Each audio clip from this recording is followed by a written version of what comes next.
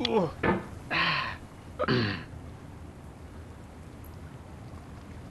Mm.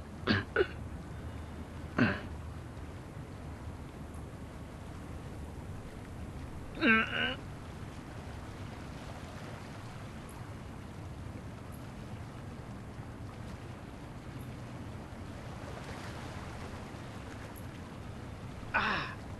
What?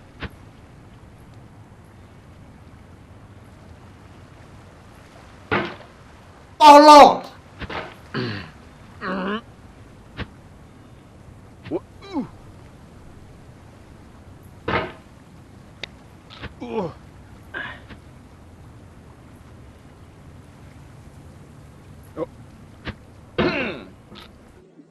Oh.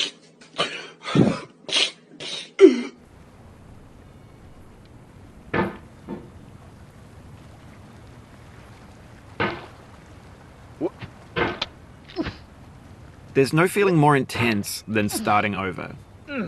If you deleted your homework the day before it was due, as I have, or if you left your wallet at home and you have to go back after spending an hour in the commute. If you won some money at the casino and then put all your winnings on red but it came up black. If you got your best shirt dry cleaned before a wedding and then immediately dropped food on it. If you won an argument with a friend and then later discovered that they just returned to their original view. Starting over is harder than starting up. If you're not ready for that, like if you've already had a bad day, then what you're about to go through might be too much. Feel free to go away and come back. I'll be here. Alright, thanks for coming with me on this trip. I'll understand if you have to take a break at any point. Just find a safe place to stop and quit the game. Don't worry, I'll save your progress, always, even your mistakes.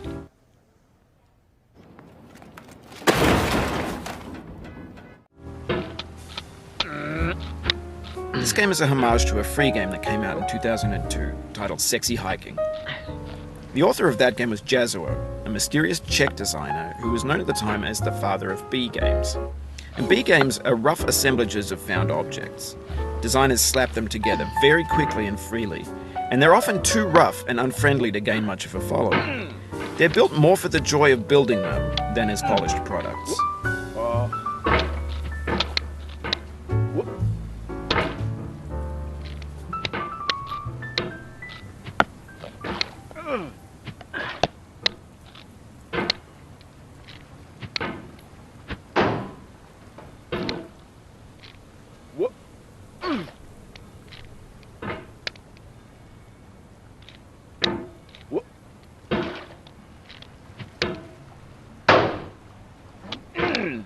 In a certain way, Sexy Hiking is the perfect embodiment of a B game. It's built almost entirely out of found and recycled parts, and it's one of the most unusual and unfriendly games of its time. In it, your task is simply to drag yourself up a mountain with a hammer.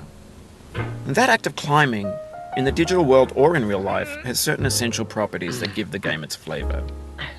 No amount of forward progress is guaranteed. Some cliffs are too sheer or too slippery. And the player is constantly, unremittingly in danger of falling and losing everything. Anyway, when you start Sexy Hiking, you're standing next to this dead tree that blocks the way to the entire rest of the game. It might take you an hour to get over that tree, and a lot of people never got past it. You prod and you poke at it, exploring the limits of your reach and your strength, trying to find a way up and over. And there's a sense of truth in that lack of compromise. Most obstacles in video game worlds are fake. You can be completely confident in your ability to get through them once you have the correct method or the correct equipment or just by spending enough time.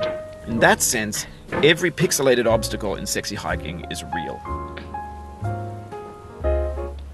The obstacles in Sexy Hiking are unyielding, and that makes the game uniquely frustrating.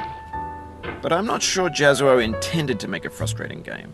The frustration is just essential to the act of climbing, and it's authentic to the process of building a game about climbing. A funny thing happened to me as I was building this mountain. I'd have an idea for a new obstacle, and I'd build it, test it, and it would usually turn out to be unreasonably hard.